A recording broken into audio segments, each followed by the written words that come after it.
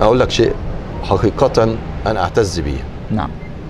أنا أتشرف فعلا، أنا أتشرف أن أنا عشت في البلد دي. أتشرف ويمكن بوسام على صدري أن أنا عشت هنا لأسباب كتير. نعم. شعب جدا رائع، جدا جدا خلوق، جدا جدا وفي، جدا جدا مخلص بالكلمة، لا يمكن أن يغيرها. دي أول شيء. ثاني شيء،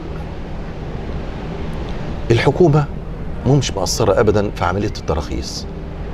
عايز تعمل اتفضل اعمل، بتسهل لك الأمور. في تسهيلات وخصوصا للشباب أكتر كمان، في تسهيلات شديدة جدا للشباب. ابتدي بحاجات بسيطة جدا، تبتدي فعلا فعلا فعلا.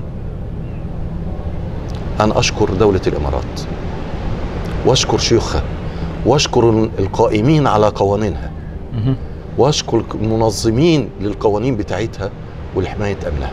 الحمد لله. حقيقة يعني